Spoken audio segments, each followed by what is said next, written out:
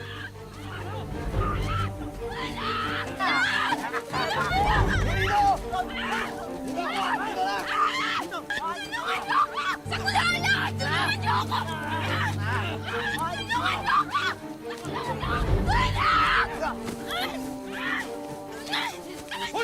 Ikaw yan!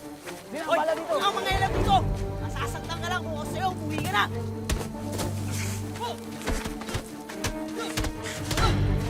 Bale, ano nangyari dito, uy? Nangyari dito? Bale, ano nangyari dito? Sabi yata ito, eh. Ito.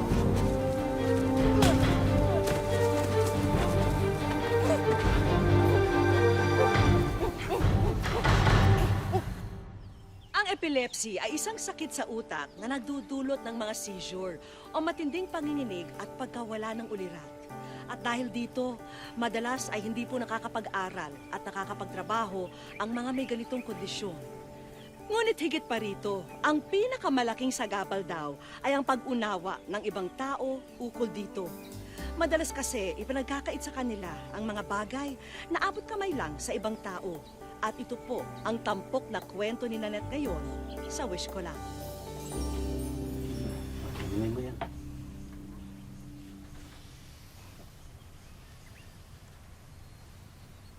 Ano nangyari?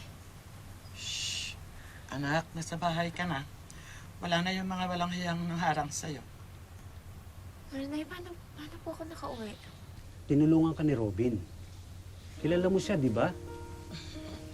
Siya yung ampon ni Tita Nelia mo. Sinaklolohan ka na. Pagkatapos, kinarga ka pa niya. Pasalamat na kami dumating siya. Dahil kung hindi ko alam kung ano naisipin kung nangyari sa'yo eh. Maraming salamat. Wala yun. Sige po, uwi na po ako. Oo! Dito ka maghahaponan. Maraming salamat na lang ho, pero kailangan ko na po umuwi. Pero kung okay lang po sa inyo at kay Nanette, gusto ko po sanang dumala ulit para kamustahin ang lagay niya. Sige po, uwi na po ako. Salamat ulit ha. Wala naman po. Nanette.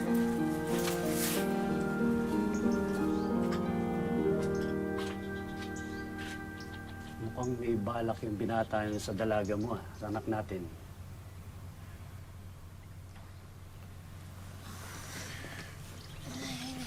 Oh, kaya mo? Kaya ko. Hindi naman itong unang atake na epilepsy ko yan.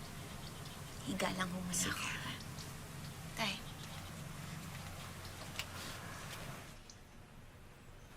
Huwag mo nga pinapaasa yung anak mo sa aray ko naman. Yan, ha? Huwag.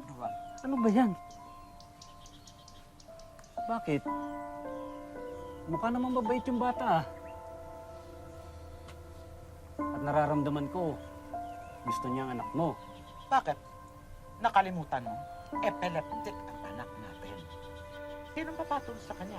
Magtsatsaga, mag-aalaga, magsusustento sa gamot niya panghabang buhay. Di ba ganyan din yung dating mga manliligaw niya? Sumuko din sa bandang huli. Anong magagawa natin kung gusto manligaw ni Robin? Sa bagay, may utang na loob tayo sa kanya. Pero huwag mong pinapaasa yung anak mo, hatandaan mo.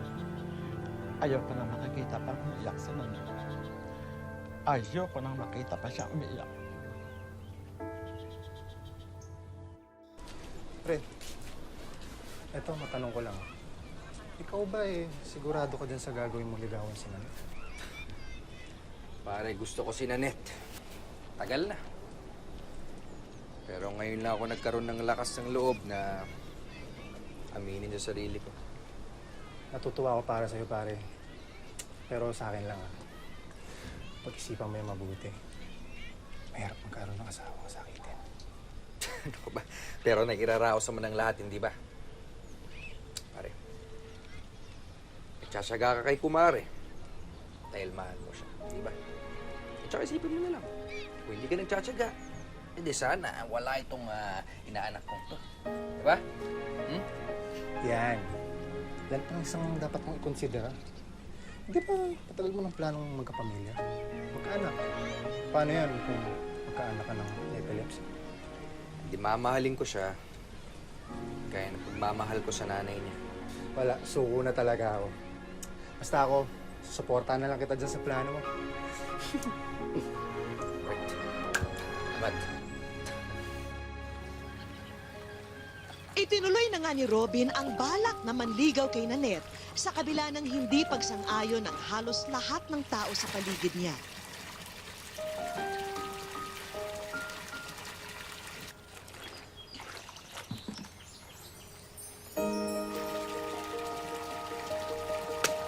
Nanilbihan siya.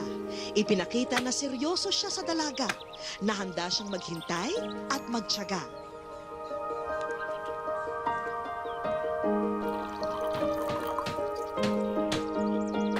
At unti-unti na nga nakuha ni Robin ang kalooban ni Nanette.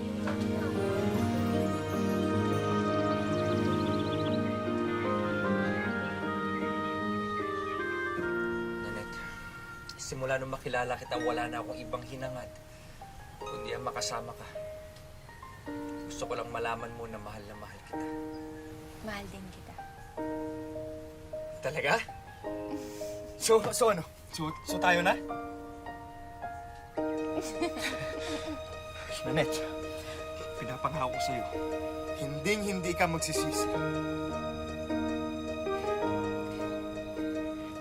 Para sa'yo to. Diyan yung pangalan ko. Nandito naman yung pangalan mo. Parang yung mga singsing ng mga mag-asawa. Hindi ko na tatanggalin. Pangako ko sa'yo yan. Basta ito ang usapan natin eh. Kapag ayaw mo na at hindi mo na kaya, isuoli mo lang yan sa akin. Maiintindihan ko kahit hindi ka na magsalita o magsabi ng dahilan. Nanette, hindi darating ang araw na yun. Maniwala ka sa akin. Hindi nagtagal, ikinasal sina Robin at Nanette. Ngunit dahil sa kalagayan ni Nanette na kailangang palaging may kasama at nagbabantay, nakipisan sila sa kanyang mga magulang. Oh, Mahal, kamusta? Ay, mano na eh. Tama-tama ang dating mo, ha? Upo na. Kain na. oo nga. Ay, Nay, tawagin ko Tawagin si mo ang tatay. tatay mo. Oo, sige. Muntik na makalimutan. Iho, kumusta ang trabaho? Ay, maayos naman po na eh. Kailangan na naman kasi ni Nanette bumili ng mga gamot. May pera pa ba kayo? Kasya pa naman po. Pag kailangan mo, huwag ka nang mahiya, ha? Hinaipang ka na ng tatay mo, ha?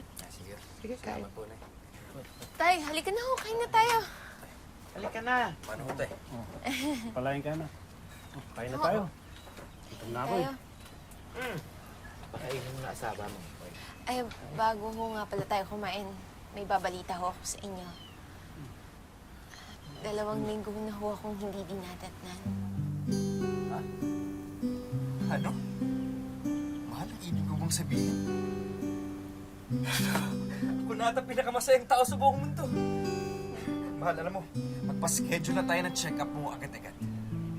Sige, sa Sabado, wala ka naman pasok nun, di ba? Oo na, sige. Teka. Bakit parang nanlalamig ka? Ninenervous ka ba o may sakit ka? Ha? Natatakot kasi ako eh. Na baka maging epileptic din yung mga anak natin. Mahal, usap na tayo dyan. Diba? Sabi ko, okay lang sa akin kahit anong mangyari. Eh, paano kung habang nanganganak ako, doon ako inatake? Eh, paano kung mapahamak yung mga anak natin? Mahal, alam mo, magandang balita na kayang dala mo eh, kaya huwag ka na mag-isip ng mga ganyan. Anak, tandaan mo nandito lang kami ng tatay mo sumusuporta sa'yo, ha?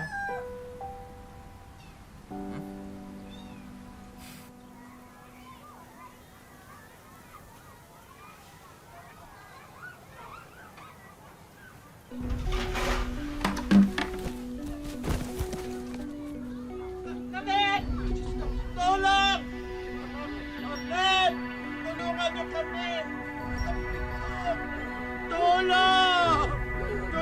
niyo kami ng anak ko! Parang awa naman.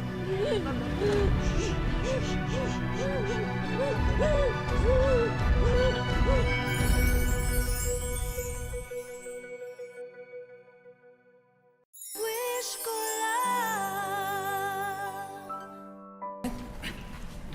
Mahal, ano nangyari? Inatake siya habang nasa loob ng banyo. Ano? Ano? May masakit pa sa'yo? Anong pakiramdam mo? Ha? Okay ka lang? Okay naman siya. Parating na ang doktor, dala-dalang eksaminasyon niya. Nakuha na po namin yung resulta ng x-ray at saka yung ibang lab test niya. Huwag ho kayong mag-alala, wala ho siya natamo ng serious injuries. Maliban lang po sa mga pasa na natamo niya nung bumagsak po siya sa sahig. Kamusta po yung baby ko? I'm very sorry, Nanette. Hindi ka nagdadalang tao. Delayed lang ang menstruation mo. Kinakalungkot po namin na sabihin sa inyo na wala ho siyang kakayanan para magbuntis. Base ho dun sa mga test na ginawa ho namin. Mataas po kasi ang risk ng isang babae na maging infertile kapag po siya ay may epilepsy. Gawa na rin po ito ng mga chemical na lumalabas sa kanyang katawan na may be very sorry po.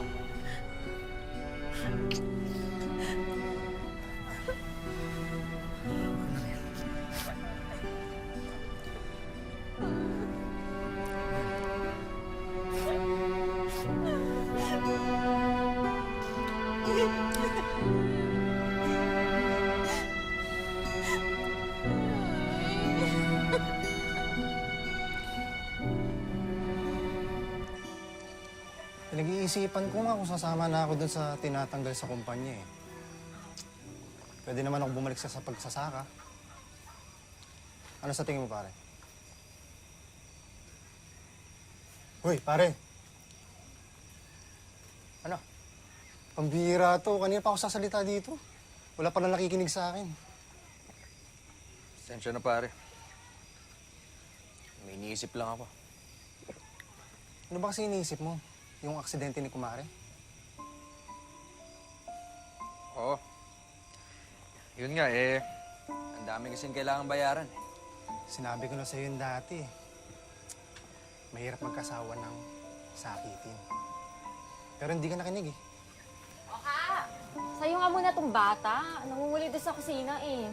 Tara dito. Ikaw muna ha.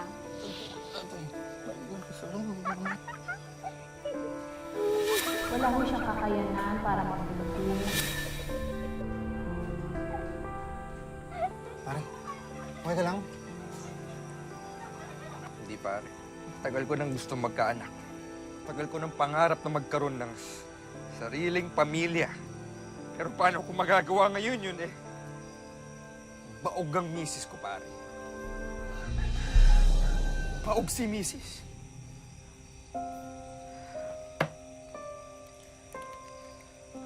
Pare, si Kumari lang ang baog, hindi ikaw. Kaya kung ako sa'yo, maghanap ka ng ibang babae.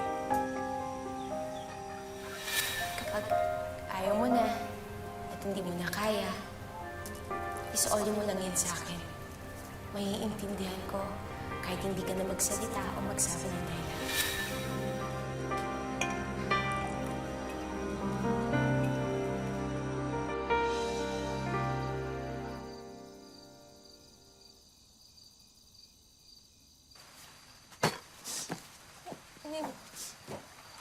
Ba't ngayon ko lang?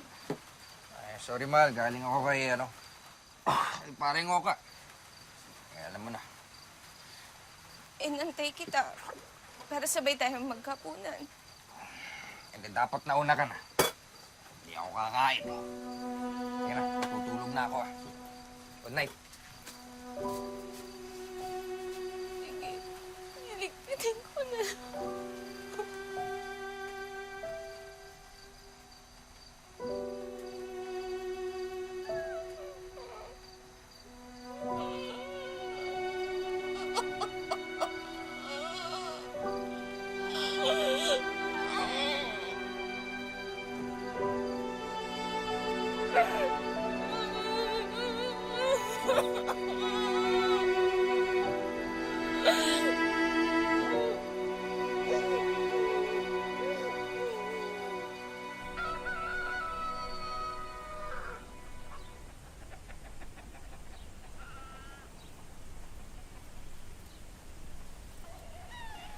Mahal. Ginagawa mo dyan.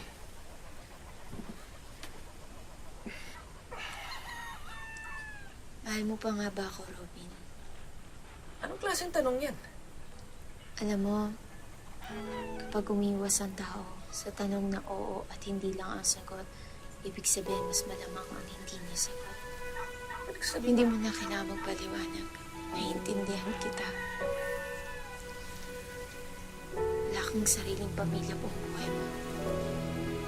Kaya importante sa'yo magkaroon ng sariling pamilya at ng anak na galing talaga sa'yo.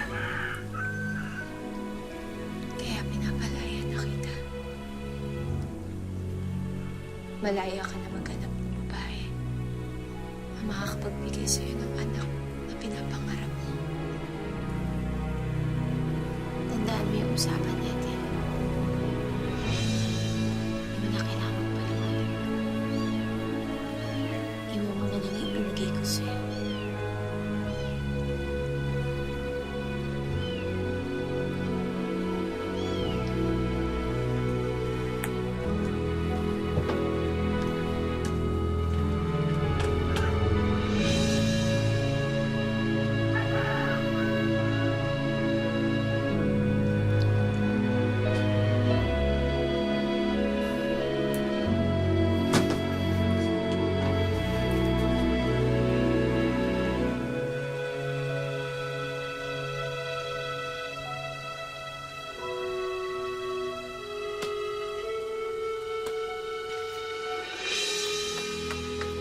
Anak, mabuti dumating ka. Ikaw na muna dito ha. Magbabanyo lang ako. Ah, sige po. Sandali lang.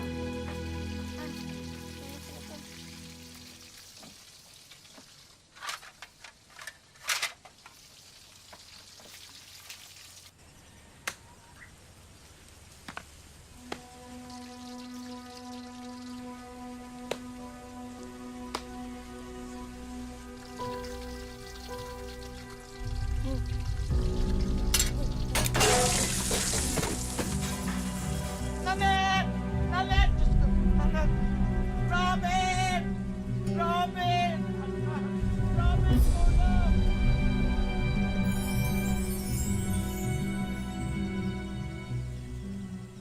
Wish ko lang Robin, tulong!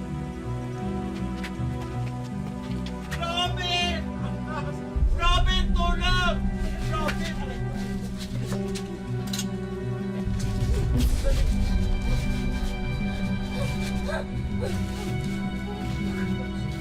Nangyari sa kanya. Ako sa ospital.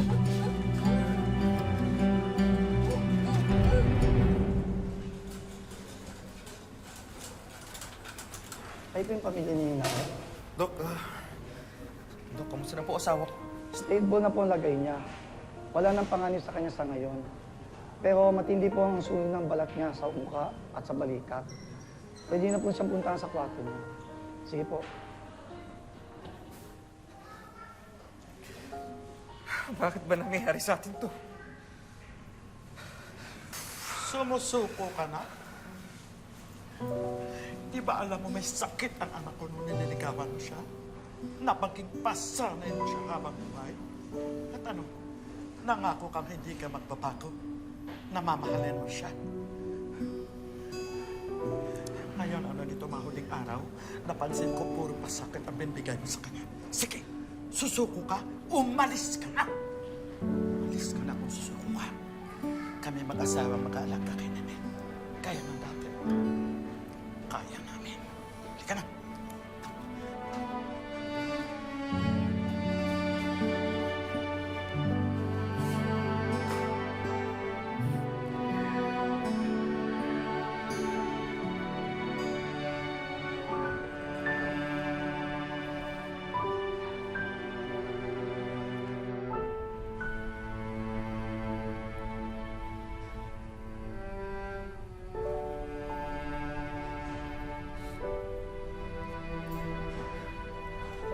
Mahal, patawarin mo ko.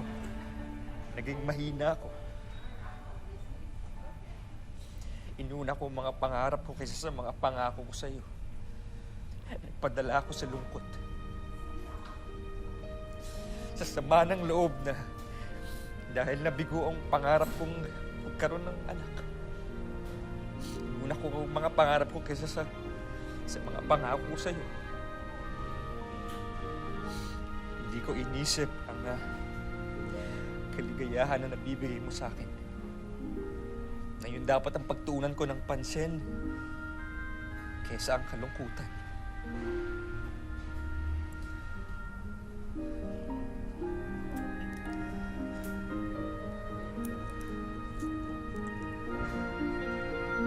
Mahal, hindi ako sumusuko. Hindi ako susuko. Dito lang ako para sa'yo.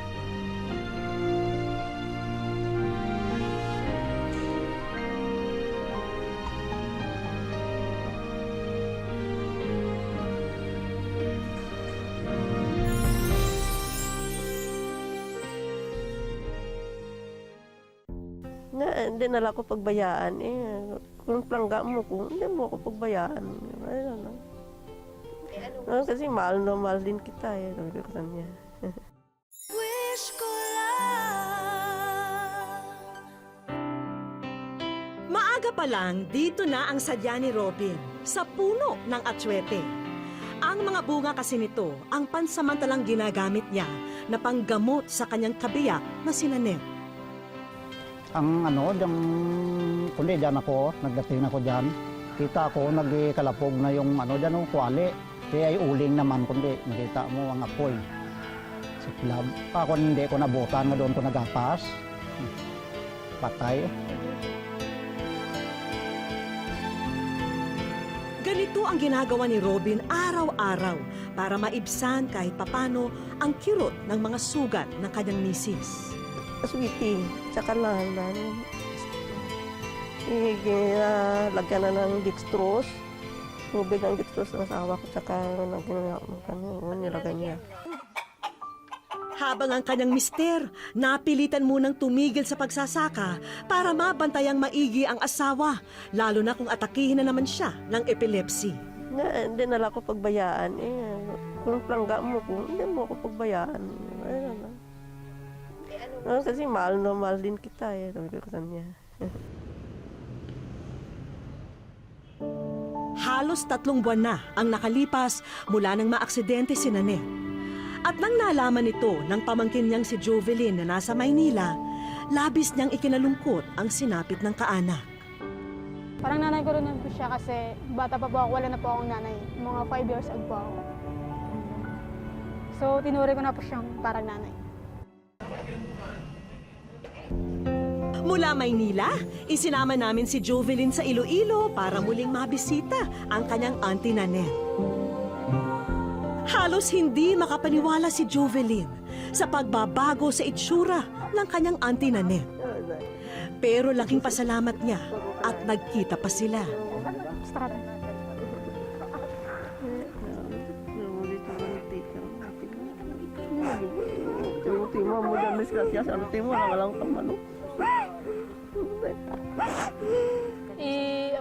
Ano po?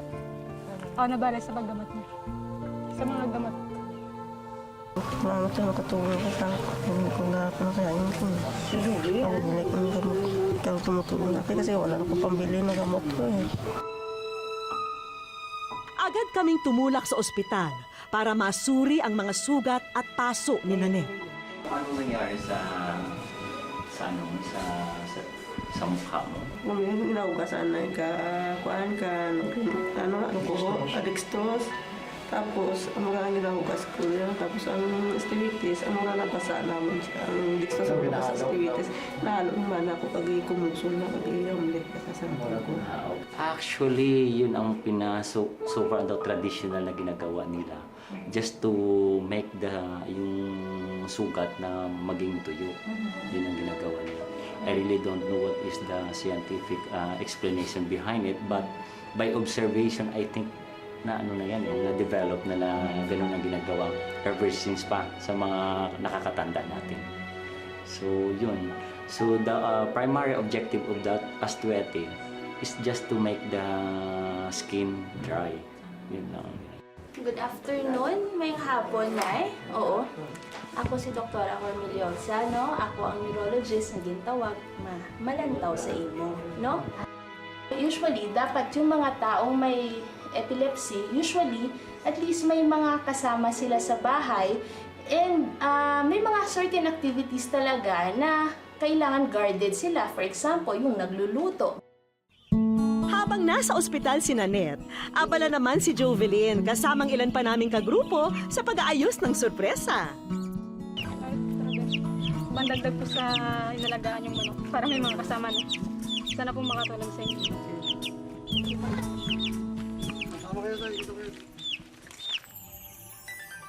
Parang hindi pa maunawaan ng mag-asawa kung bakit sila hinandugan ng isang sisiw. Ang hindi nila alam, pambungad lang ang inabot sa kanila ni Jovelyn. Dagdagan pa natin ng 149 na malulusog na sisiw ang alagaan nyo. Akala ko ito lang eh. Sabi niya, isa lang eh. Tapos ito pala dami. Ito pala yung kasama niya. May bagong kulungan, inuman ng tubig at pagkain na yung kasama. Sagot na rin namin ang mga gamot mo, Nanette. Kaya hindi na kailangang umasa sa bisa ng atsuete. Una-una po nagpapasalamat po ako sa wish ko lang sa mga bumubuo po nito. Pinatunayan ni na Robin at Nanette na ang tunay na pundasyon ng pagmamahalan ay nasusukat sa sakripisyo at pagsubok na nalampasan bilang mag-asawa. Kaya patuloy lang ang kapit nila sa bisig ng pag-ibig. Wala raw dapat maging kapintasan sa pag-ibig. Kaya mapalad daw si Nanette dahil sa kanyang kabiyak, puso ang umiral at tunay na pagmamahal ang nangibabaw sa kanilang samahan. Maraming salamat po sa inyong pagsubaybay. Ako po si Becky Morales at ito po ang Wish Ko Lang. May sorpresang naghihintay sa'yo kaya't